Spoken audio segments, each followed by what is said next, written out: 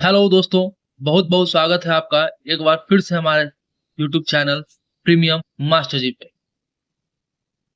आज की इस एपिसोड में हम बात करेंगे यूनियन बजट 2025 के प्रमुख हाइलाइट्स को। आप लोग को पता होगा कि केंद्रीय वित्त मंत्री निर्मला सीतारमण ने शनिवार को वित्तीय वर्ष 2025-26 के लिए बजट पेश किया। तीसरी बार सत्ता में वापसी करने के बाद भारतीय जनता पार्टी की सरकार में वित्त मंत्री के रूप में यह उनकी 8वीं बजटीय उपस्थिति थी। बता दें कि बीते वर्ष लोकसभा चुनाव में मोदी सरकार ने अपनी तीसरी जीत हासिल की, तो शनिवार को वित्त मंत्री निर्मला सीतारमण ने संसद में केंद्रीय बजट 2025 पेश किया। वर्ष 2025-26 के लिए बजट सत्र सुबह 11 बजे शुरू हुआ था। लोकसभा सत्र के साथ वित्त मंत्री सीतारमण ने लगातार देश का 8वां बजट पेश किया। दोस्तों, ये लगातार 8वां बजट पेश की है हमारी वित्त मंत्री निर्मला सीतारमण। तो हम लोग इस बार बजट से बहुत सारी उम्मीदें थी, हमारी पूरे देश की बहुत सारी उम्मीदें थी, और इस उम्मीदों पर खरा उतरने का काम किया है हमारी जो सरकार यानी कि बीजेपी गवर्नमेंट ने, और इसे हम उम्मीदों का बजट कहते हैं। हमने इसे क्या कहा? उम्मीदों का बजट कहा, क्योंकि इसमें बहुत सारी ऐसी बातें की गई, ऐसी घोषणाएं की गई जिसे हमें सख्त जरूरत है, इस देश को सख्त जरूरत है। तो चलिए हम लोग शुरुआत करते हैं अपने इस एपिसोड का। तो इस उम्मीदों के बजट के बारे में महत्वपूर्ण जो हाईलाइट है उसको हम लोग देखते हैं। तो जो उम्मीदों का बजट है, तो यहाँ पर केंद्र सरकार ने देश के आम बजट यानी कि शनिवार को पेश कर दिया। इसमें किसानों, महिलाओं से लेकर नौकरी पेशा लोगों तक को तोहफा दिया गया। वित्त मंत्री के रूप में यह इनका 8वां था, क्या 8वां बजट भाषण था। इसमें इन्होंने तमाम सेक्टर के लिए सरकार ने खजाना खोला है और 50 करोड़ रुपए से ज्यादा का बजट पेश किया, यानी कि 50 लाख करोड़ रुपए से ज्यादा का बजट पेश किया गया इस बार। ये जो राशि है ये 50 लाख करोड़ रुपए से ज्यादा का है।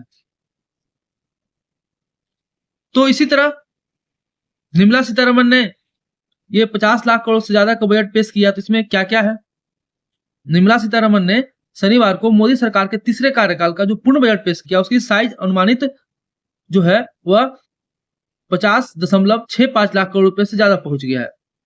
इससे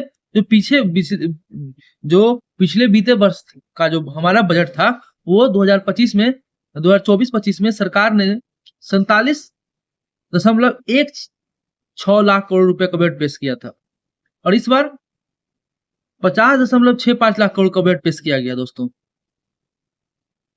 डिफेंस से लेकर एग्रीकल्चर तक सरकार ने विभिन्न सेक्टर्स के लिए अच्छा खासा बजट आवंटित किया है। इसके साथ ही इस बजट में मिडिल क्लास के लिए 12 लाख रुपए की इनकम को टैक्स फ्री करते हुए जबरदस्त फायदा दिया। तो आइए जानते हैं हम लोग कि और क्या क्या इसमें बात किया गया है। तो केंद्रीय वित्त मंत्री द्वारा संसद में केंद्रीय बजट 2025-26 पेश किया गया। इसमें विकास के चार इंजन कृषि, सूक्ष्म, लघु और मध्यम उद्यम MSME, निवेश और निर्यात को रेखांकित किया गया।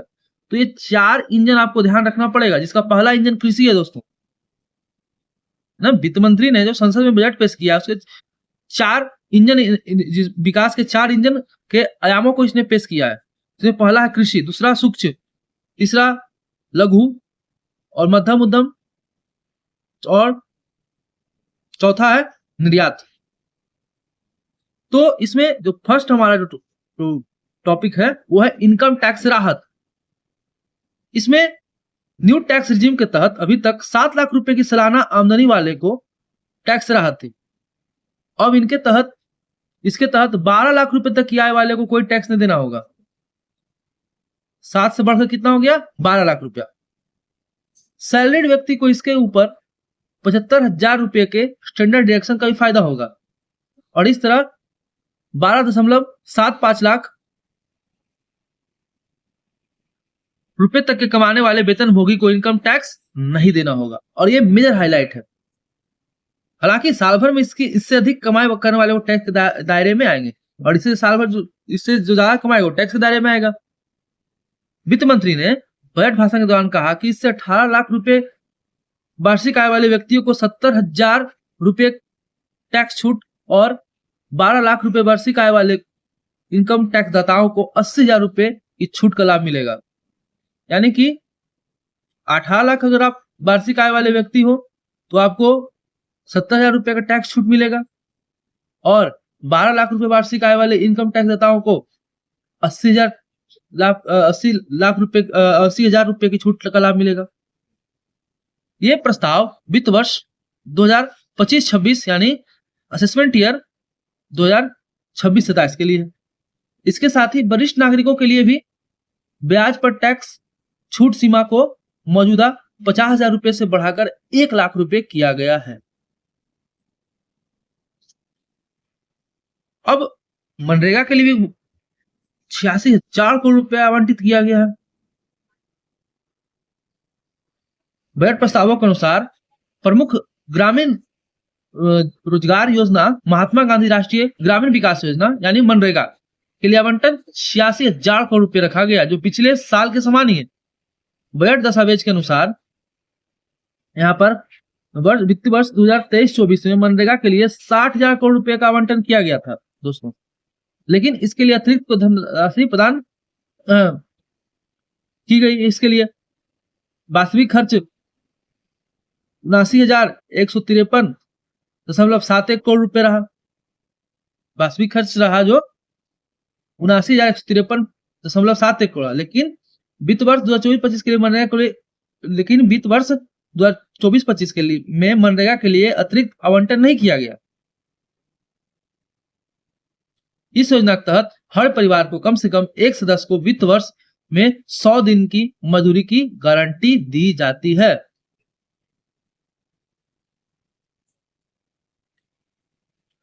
पटरियों पर दौड़ने वाली है 200 वंदे भारत और 100 अमृत भारत ट्रेन। चलते हम लोग जानते हैं कि बजट में रेलवे को क्या मिला। रेल मंत्री अश्विनी वैष्णव ने 1 फरवरी को बताया कि अगले वित्त वर्ष में बताया था कि भारतीय रेलवे के लिए 2.52 लाख करोड़ रुपए आवंटित किए गए।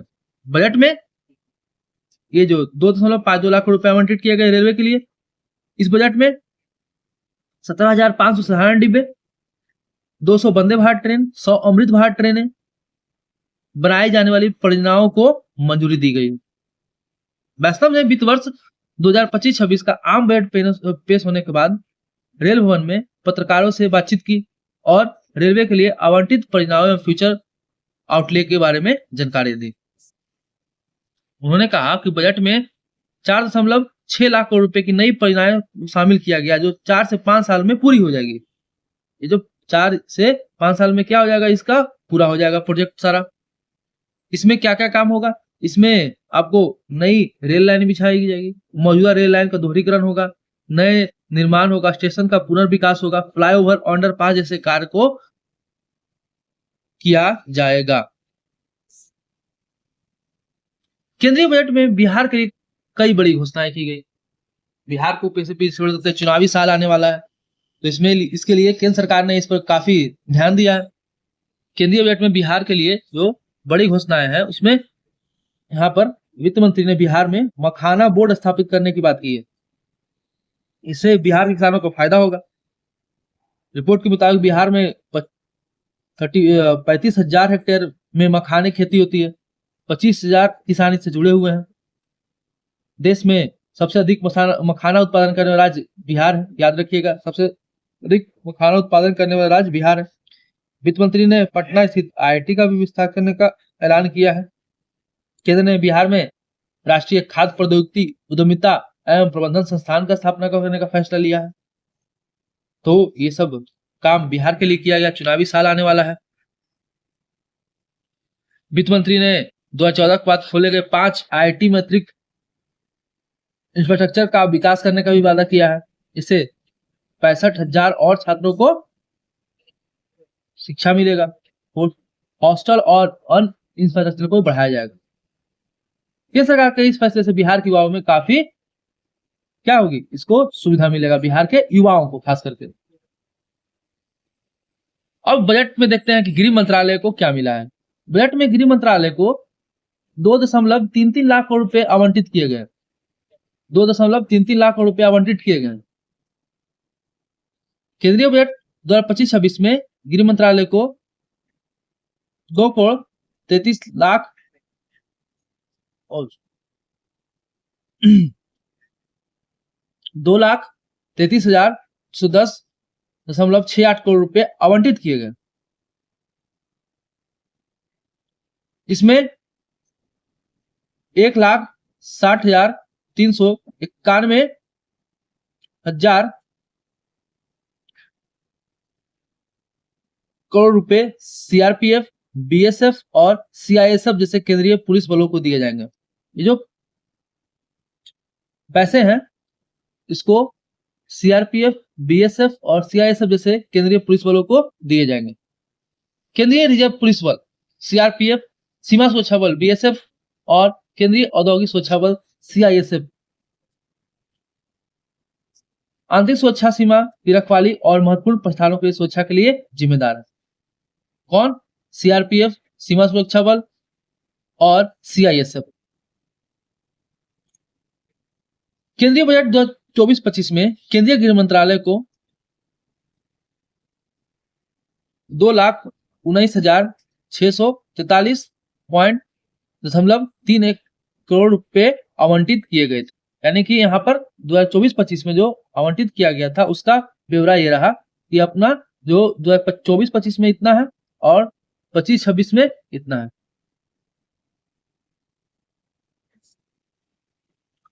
शिक्षा बजट में 6.65% का उछाल देखने को मिला। यानी वित्त मंत्री निर्मला सीतारमण ने 2025 में शिक्षा बजट के लिए क्षेत्र के लिए बड़ी आवंटन की घोषणा की है।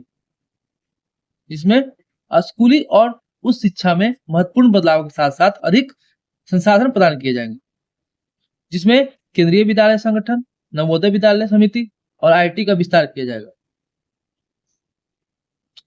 निर्मला सीतारमण ने 1 फरवरी 2025 को केंद्रीय बजट 2025 में शिक्षा क्षेत्र के लिए 6.65% का बजट बढ़ोतरी घोषणा की है। इस वृद्धि का उद्देश्य स्कूली शिक्षा और उच्च शिक्षा के क्षेत्र में सुधार और विकास को भी तेज करना है।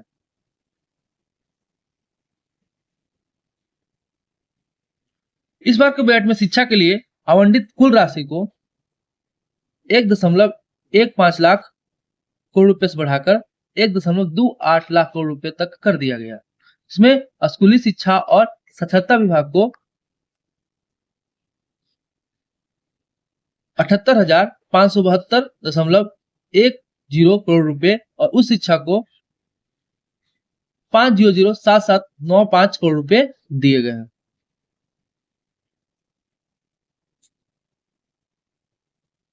भारत में डिफेंस बजट में क्या क्या खास है और हम इसको भी देखते हैं। डिफेंस बजट में मामूली बढ़ोतरी की गई है, ज्यादा किया नहीं गया।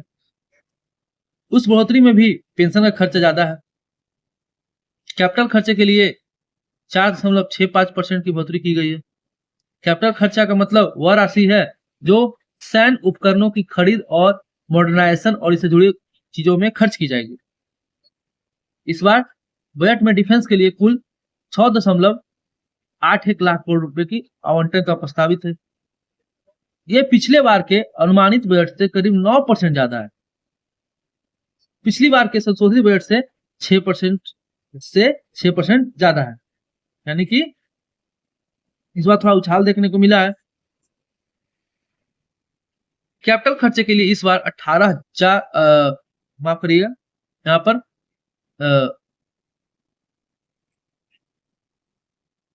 18 लाख करोड़ रुपए का आवंटन प्रस्तावित है, जो पिछले बार के 4.65% से ज्यादा है। रेवेन्यू खर्चे के लिए यहाँ पर आपको 311731 करोड़ रुपए प्रस्तावित है, जो पिछले बार से 9.29% ज्यादा है। अब रेवेन्यू बजट क्या होता है? इसमें वह बजट है जिसमें सैलरी और रोजमर्रा की जरूरतों पर खर्च किया जाता है। और सिविल खर्चे के लिए 28,682 करोड़ रुपए प्रस्तावित है, जो पिछली बार से 10.47% ज्यादा है दोस्तों।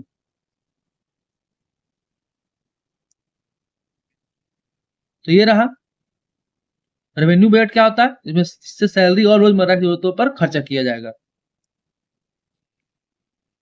सबसे ज्यादा पेंशन खर्चे के लिए आवंटन में बढ़ोतरी हुई है। सबसे ज्यादा जो किसमें खर्चा हुआ? पेंशन खर्चे के लिए। इस बार पेंशन के लिए आपको हम लोग को जो सरकार द्वारा दिया गया है डिफेंस के लिए, वो है आपका 160,795 करोड़ रुपए दिया गया, जो पिछले बार से करीब 14% ज्यादा है। ये 14% ज्यादा है पिछली बार से। यानी कि डिफेंस बजट का कुल प्रोजेक्टेड जीडीपी का 1.91% है। पिछली बार जितना कैपिटल बजट दिया गया था उसमें से 13,000 करोड़ रुपए वापस भी हुए, क्योंकि उनका इस्तेमाल नहीं हो पाया था। और डीआरडीओ के लिए बजटीय आवंटन बढ़ाकर पिछले बार के मुकाबले 12% बढ़ाकर 2,681 करोड़ रुपए किया गया है। तो डीआरडीओ को भी यहाँ पर 12% बजट बढ़ाया गया। स्वास्थ्य बजट में 11% बढ़ोतरी हुई है। स्वास्थ्य बजट को हम लोग देखते हैं एक बार। वित्त मंत्री निर्मला सीतारमण ने अपने बजट भाषण में स्वास्थ्य के क्षेत्र में 2 अहम घोषणाएं की है। एक बड़ी घोषणा यह थी कि हर जिले में डे केयर सेंटर बनेगा, डे केयर कैंसर सेंटर बनेगा। इनमें से 200 सेंटर इसी वित्त वर्ष में बनेंगे, यानी इसी साल आपको 200 सेंटर जो हो कैंसर का बनेगा। इसके अलावा 36 जीवन रक्षक दवाओं को सीमा शुल्क में छूट दिया जाएगा। अगर स्वास्थ्य क्षेत्र में बजट खर्च के प्रावधानों पर नजर डालें तो बजट के अनुमान 11% बढ़ाकर 98,311 करोड़ रुपए कर दिया गया। कितना किया गया? 98,311 करोड़ रुपए किया गया।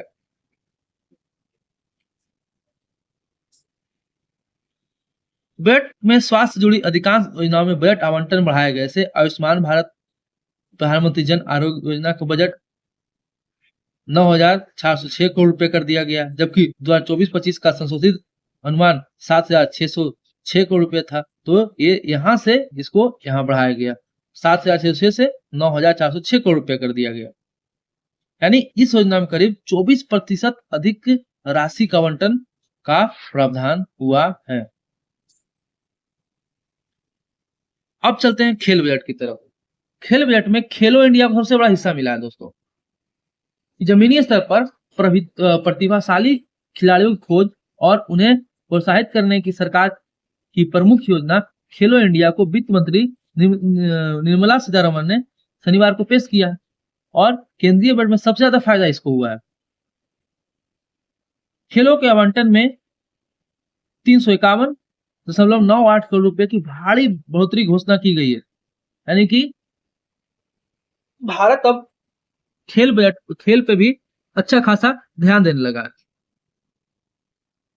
इस महत्वाकांक्षी योजना को वित्तीय वर्ष 2025-26 के लिए 1,000 करोड़ रुपए आवंटित किए गए हैं।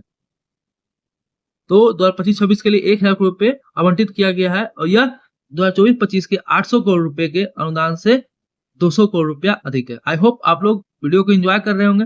अगर वीडियो आप लोग को अगर पसंद आ रही है तो चैनल को लाइक, शेयर और सब्सक्राइब करें दोस्तों।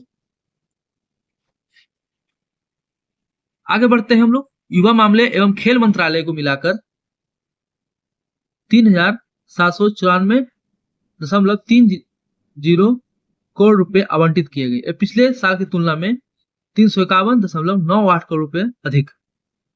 राष्ट्रीय शिविरों को संचालन और खिलाड़ियों के प्रशिक्षण के लिए साजो सामान व्यवस्था के नोडल निकाय भारतीय खेल प्राधिकरण यानी साई के लिए 815 करोड़ रुपए से बढ़ाकर 830 करोड़ रुपए कर दिया गया। यानी यहाँ पर 15 करोड़ रुपए बढ़ा दिया गया। देश भर में साई का जो काम है वो क्या करता है कि स्टेडियम के रखरखाव उपयोग के लिए ये जिम्मेदार है। किसानों पर मोदी सरकार मेहरबान, अन्नदाताओं के लिए भी 6 बड़े ऐलान। यहाँ पर बजट भाषण में इस बार कृषि सेक्टर पर ज्यादा जोर दिया गया, विकास का पहला इंजन इसको बोला गया, और विकसित भारत के सपने को साकार करने के लिए निर्मला सीतारमन ने प्रथम इंजन बताया इसको।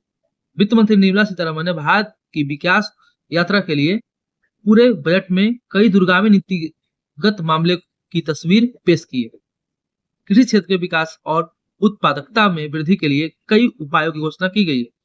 किसान क्रेडिट कार्ड केसीसी के जरिए मिलने वाली ऋण की अधिकतम सीमा को 3 लाख रुपए से बढ़ाकर 5 लाख रुपए किए जाने कृषि क्षेत्र का क्रांतिकारी कदम माना जा सकता है। इसमें इन्होंने क्या किया है कि इस बार केसीसी के तहत जो ऋण मिल दिया जाता है किसानों को, वो 3 लाख से बढ़ाकर 5 लाख कर दिया गया है।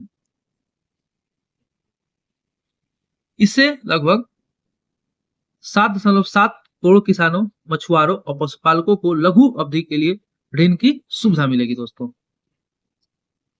तो बजट में बहुत सारी घोषणाएं की गई, भर भर के घोषणाएं की गई है। किसानों के लिए नई नई योजनाएं शुरू की गई है।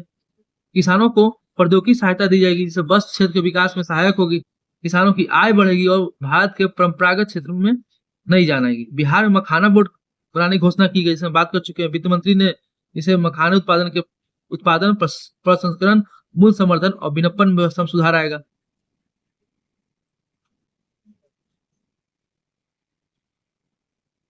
आपको 12.3 लाख मीट्रिक टन की वार्षिक क्षमता उत्पादन वाले उर्वरक प्लांट लगाने की बात की गई, जो असम में लगाया जाएगा, असम के नामरूप में।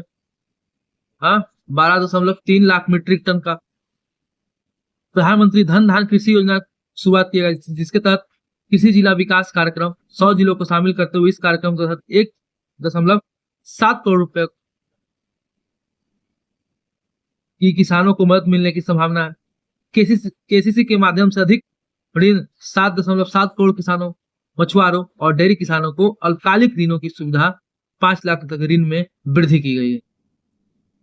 तो भर भर के यहाँ पर काम किया गया है। इस बार दिया जाएगा किसानों को, अन्नदाताओं को। तो बहुत बहुत धन्यवाद आप सभी लोग का अभी तक इस वीडियो में बने रहने के लिए। अगर हमारी वीडियो आप तक फायदेमंद साबित हो रही है तो इस चैनल को लाइक करें, शेयर करें, सब्सक्राइब करें। आपका एक लाइक हमें बहुत ही मोटिवेशन प्रदान करता है। धन्यवाद। जय हिंद, जय भारत।